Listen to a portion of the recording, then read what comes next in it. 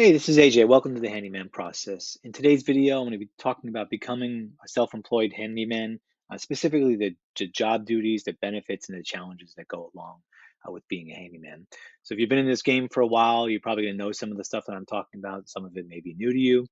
If you're just starting off, I'm going to share kind of that experience. What can you expect from the job? What kind of benefits can you expect? What kind of challenges can you expect from being a self-employed handyman? So stay tuned.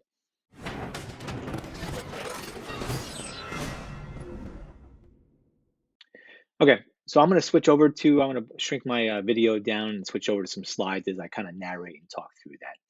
So let's start off with the first one, right? So when you get into this business, you think, oh man, this is going to be awesome. I'm going to roll in, I can fix anything, it's going to be great. And some of that is true and some of that isn't true. So let's talk a little bit about what it's really like to be a self-employed handyman. So I have a couple of memes buried within these slides just to kind of illustrate the point. And as you see the guy on the right hand side there, when you, especially when you first start out, this is what you're going to look like, right? You're going to be wanting to do everything. You're going to have all these things in your arms, whether it's different types of jobs, whether it's work life balance, whatever it may be. It's going to be challenging, right? You're going to get overwhelmed. Let's just leave it that way. You become a little bit overwhelmed with some of the tasks and responsibilities that you have until you work out the systems and processes that you need to have in place to kind of manage your business. So the real takeaway here is just expect that chaos.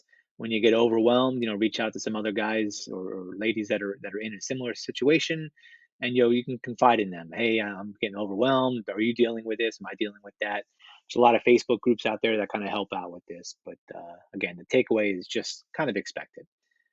So moving down the line, I opened up the video with talking about the job duties, the benefits, and the challenges, and I'll talk a little bit here to them, and then as I dive into the presentation, I'll talk a little bit more about it. So in terms of job duties, most people will associate a handyman or handywoman with the master of many trades, right? And that may be true, and it may not be true. From what I've observed in my own personal experience as well, is I wanted to do everything, right? I felt like I was capable of doing everything, and I am pretty good at doing a lot of different things. But there's also things that I want to be good at, and I thought I was good at, but I just wasn't. And you've heard me say drywall over and over again.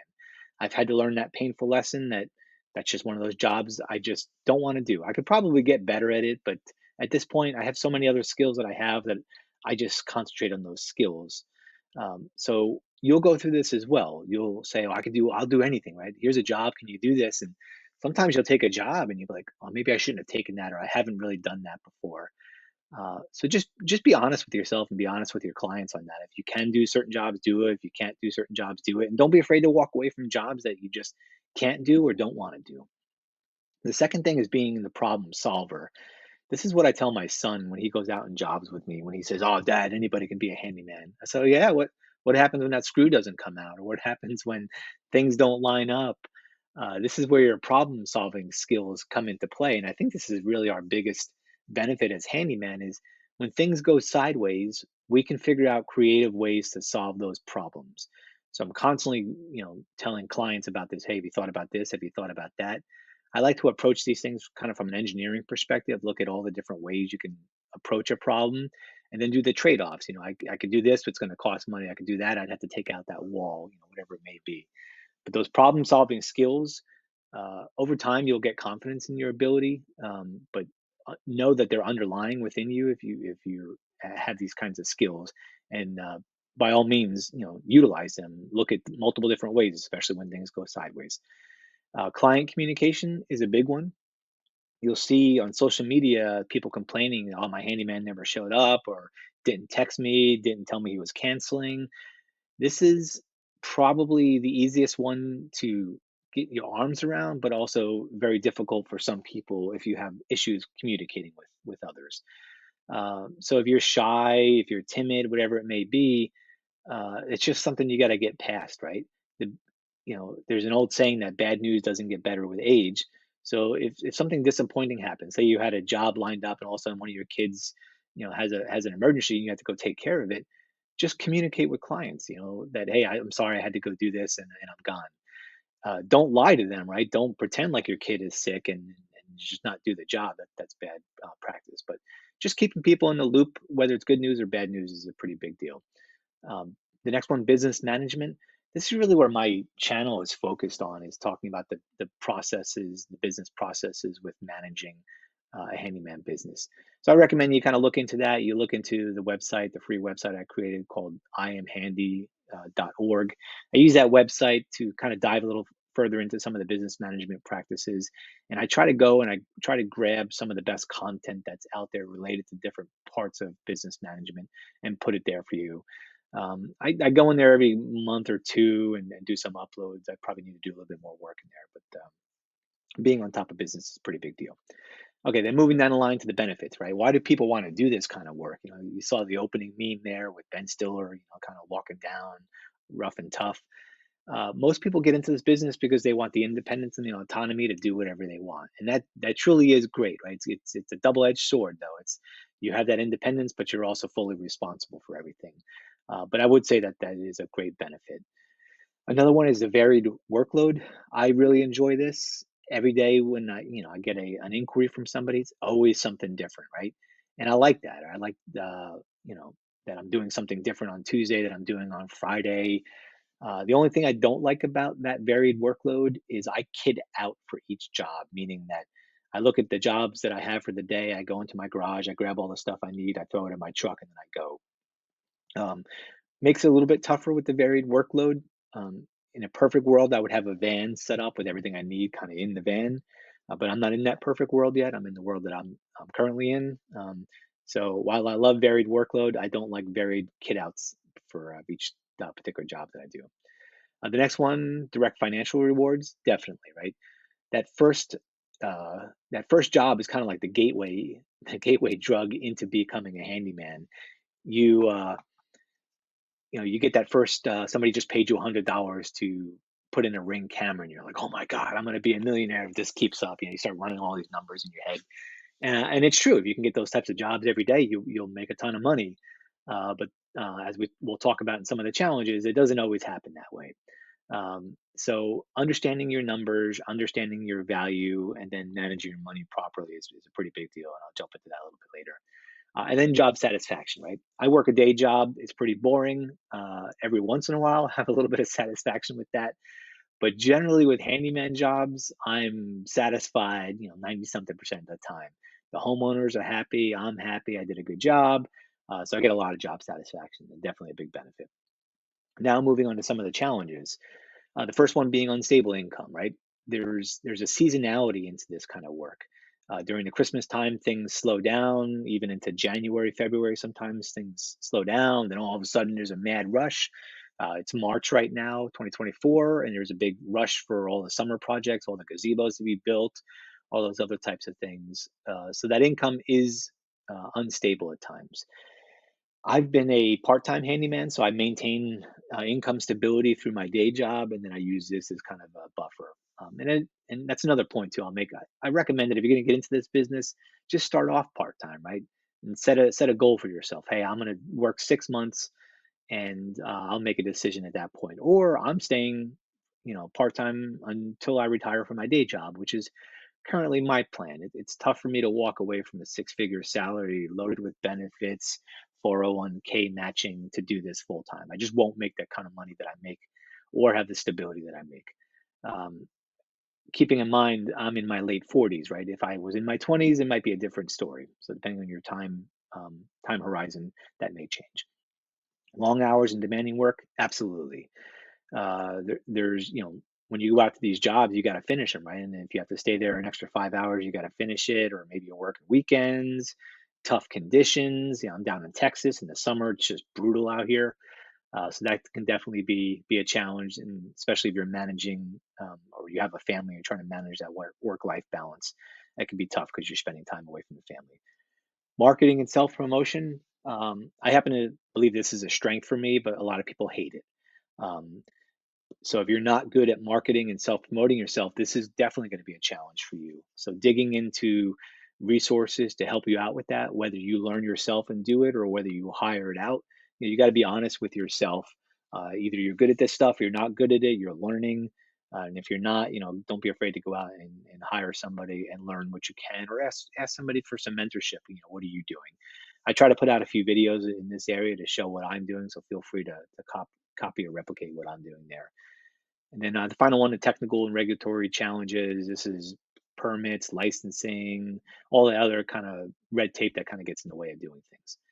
So with that, let's move on to the next area of mastering the many hats of the trade, right? So I talked a little bit before about, we could do a lot of different things and you'll wear a lot of different hats. You'll be a carpenter one day, a plumber, electrician, whatever it may be. So my advice here is that's great that you can do a lot of different things and you may pull all those capabilities out in different particular jobs. But as you mature and as you grow as a business, consider specializing in certain areas. Find out the things that you like doing, right? Uh, I don't do complicated plumbing, right? I do faucets and maybe a garbage disposal. That's all I'll do now, right? I don't want to get into anything else because of some of the liability. I just don't like it. I don't know what I'm doing in some things, so I don't get into it. Same thing with electrical work. I'll swap out a light fixture, but I'm not going to run new wiring for you. So figure out what your hats are. Try to reduce the amount of hats that you have to make you more proficient with those particular hats.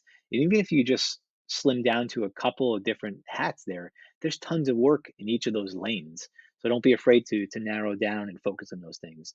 That'll also help with your marketing that, hey, I'm a electrical light fixture replacement guy. You can make a living just doing that. So keep that in mind. Um, so if you're young, maybe you don't know who MacGyver is. Maybe you do. He's coming back in memes. I don't know. But this goes back to the point I made before about being a problem solver. Um, you're always going to, not always, but most of your jobs, you're going to go out there and things aren't exactly right. Something doesn't work as planned, and you have to adapt and overcome. So, you know, you can watch MacGyver, the old TV show, and have some bubble gum and some tinfoil in your back pocket to try to fix some things.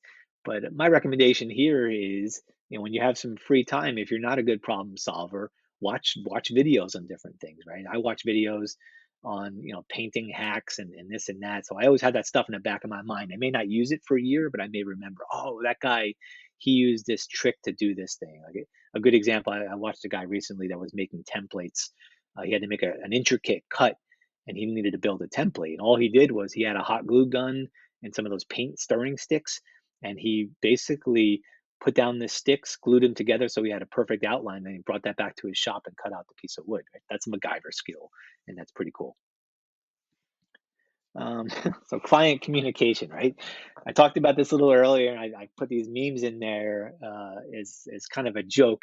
I like the one in the middle of lowering your expectations. I don't run into that one, but the one on the right of explaining it fully, I had run into that quite a few times. So making sure, especially that the client knows what you're doing, you know what you're doing, it's communicated clearly in writing and agreed upon before the work starts.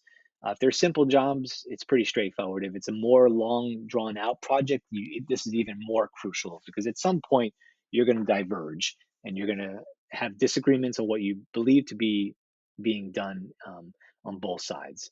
So I can't stress enough the client communication, not only in terms of staying in touch with, I'm coming to your house, I'm working in your house, I'm leaving your house, whatever it may be, and then what am I going to do while I'm here and how much is it going to cost you? It's extremely important. Again, tons of videos and content out there are kind of talking about that. Moving on to the business management side, um, you're like it says in the writing there. You're not just a handyman; you're a business owner too. So as that, you got the marketing, the scheduling, the accounting, budgeting. It can be overwhelming, and it is overwhelming. So recently in one of my videos, I talked about, actually, no, I haven't released that video yet. I'm still working on it, but I talk about like kind of the steps. What should you have in place first? And I recommend insurance kind of being the first thing you have in place. You can have insurance in place before you really have anything else. Go out and get a decent liability policy. At least that protects you in the case of like a catastrophic issue. But once you have that in place, then you start to get into more of your business structure. You can stay as a sole proprietor, not have an LLC, nothing, for the whole career if you really want to. But there's no rush to jump into an LLC. I did because I thought I had to, but now that I look back on it, it really wasn't that big of a deal. At least the way that I run my business, where I'm not heavily liable for certain types of things, so I'm not too concerned about it. But what I recommend there is, again, having the insurance first, getting a customer relations management software system set up quickly. uh, Everybody hesitates on this, right? They start off, they do Google Sheets, they do whatever it may be, but investing in a Markate, a Jobber, a pay to payment, whatever you may be using, just go ahead and bite the bullet early. If you end up not liking it, you can always get rid of it. And then the other piece that I would recommend right away is setting up a business bank. Uh, Keeping your money separate, tracking it separate, and the bookkeeping that goes with that is great. I have a I'm not going to say it's a good video because I don't think the quality of the video is good, but the message is pretty good. My video on business banking and bookkeeping and how I use Novo to run that stuff was a game changer for me. So I recommend you check out that video, see how I manage money. And I recommend that you manage your money initially in a system like that. If you start to grow and become big, then you'll work with CPAs and other things. But in the interim, you could do it yourself. Okay, so we talked about the job duties. I'm sorry, we talked about the job duties and the benefits. Now let's talk a little bit about the independence and the autonomy. I mentioned it in the beginning of this. You set your own schedule. I am my own boss. I'm my own boss. And it's cool, right? You can keep saying that to yourself for a while, but it's a double-edged sword, like I mentioned earlier before. You got the freedom and control, but you're also on the hook for everything. And it's easily to get overwhelmed. Last week was a good example for me. I was really busy with my day job and some family stuff, and I'm just getting text message after text message after text message. And I start to question, do I even want to do this? Should I take a break? You'll have ups and downs with this, and that's the takeaway from that. We talked about the varied workload. Um, you're going to have new challenges, so that's cool. And if you like that kind of stuff, that's great. If you're like, nope, I like to do the same thing, that's fine too, right? It's one of the things about being your own boss is you could just choose what you want to do and then stick to those types of things. And if you like the varied stuff, then say you want to get into this type of job this month, just go ahead and put that into your marketing pipeline. Hey, I'm doing decks this next 2 months. If anybody's interested, hit me up, and you'll get hit up. So in terms of some of the financial rewards, we talked about a little bit. You get all that money coming in, and it's great. Just don't let it go to your head. Don't forget that you are the business owner. You're responsible for the taxes. You're responsible if you're using credit for managing that stuff. It's very easy for people to get overwhelmed by the amount of money coming in and think that's how much they have, not realizing, oh shoot, yeah, I put all this money on my Lowe's card, or I have upcoming payments for my CRM, or my CPA's bill is due. That's why I recommend starting off simple and smooth. I actually recommend starting off with just debit, using a debit card. It keeps you a little bit more disciplined. Once you got a kind of feel for what your flow looks like, then you can start to branch out, maybe bring in some credit and some other things. Now, let's talk about some of the challenges. So we talked a little bit in the opening about the unstable income, the long hours, the marketing, and the technical stuff. But let me dive a little bit further into it. Right? Self-employment. It comes with those ups and downs. Sometimes it's great, and sometimes it's bad. I mentioned in the handyman business, we definitely have that seasonality part to it. So recognize that that's going to happen. Ask people, what is your experience? When does it slow down? When does it speed up? Make sure that from a money perspective, you're good in that arena, that you can kind of float yourself through those particular times, or you switch gears, like it's downtime and this time I'm going to work on building up my website or a home renovation, whatever it may be. The point is you're going to have unstable income. So be prepared and ready for that. The next one is the long hours and demanding work. Being your own boss, like I mentioned earlier, you have to work until the job is done. So be prepared for that. Be prepared for tough, demanding types of things. You can't walk away from the job. If you do, tarnish your reputation. So before you take on a crawl space job in the middle of the summertime, when the homeowner just told you that there may be snakes in there, like that may happen to you. Uh, so realize that from the get go. Is it worth that money, right? Sometimes it is, sometimes it isn't. The marketing and self promotion. Um, Again, I can't stress this enough. it's something that has to be happening over and over and over again. It could be subtly, it could be more proactive, but you constantly have to be in your area, in your market. You have to have a presence. People have to know about you, and that is challenging, right? Because it's social media, it's direct mail, it's face to face, it's all these different types of things. And if you don't have skills in those types of areas, you have to grow those skills, or you have to outsource those skills to people who could do that for you. Then the final one, the technical stuff that we talked about before. I generally don't do jobs that require permits or much of a code compliance type of stuff, so I kind of skirt a lot of that. um, and then I'm a shop of one, so in terms of regulatory reporting and things of that nature, I also avoid that. However, your situation may be different. You may be doing permitted work. You may be doing payroll stuff, self-employment kind of tax or unemployment tax, all that stuff that goes with running a business may be a little bit more of a challenge for you. So just understanding, write these things down, technical and regulatory challenges, and then write out which ones do you face and how do you approach it and how do you tackle it. That's all I got to say about that one. So, kind of in summary, the overall, being a self-employed handyman, it is demanding, right? But it can be rewarding. It's rewarding when it goes good. And it's a pain in the butt when it doesn't go good. Uh, if you do a lot of different things, you got to have a lot of different skills. You got to build up that business acumen, or the ability to understand business and how it works. There's great books in these areas that talk about that. One of them is the E Myth Revisited. There's also a Small Time Operators by Bernard Kamaroff. A lot of these things I have referenced on iamhandy.org, so you can go ahead and check it out there. But if you thrive on this kind of stuff, you like the challenges, and you're seeing the results of your work, then it might be a great fit for you. Again, my recommendation would be to start off slow, start off as a one-man show, and after you kind of get yourself established and you're out there and you're like, hey, this is it. I can make a leap and I can go. Then by all means jump into it, or stay part time. I'm part time. I love it. I plan to stay part time, and we'll see how it goes. Anyway, hopefully you enjoyed this video. If you like this kind of content, if you don't mind, go ahead and give me a thumbs up. Let me know. If you're a new subscriber, thanks for watching. I appreciate it. I know it's going to be a little bit monotone sometimes as I walk through this, but I try to walk through it as quickly as I can to explain at least my perspective if you're considering getting into this business. So thanks for watching, and I'll catch you on the next one.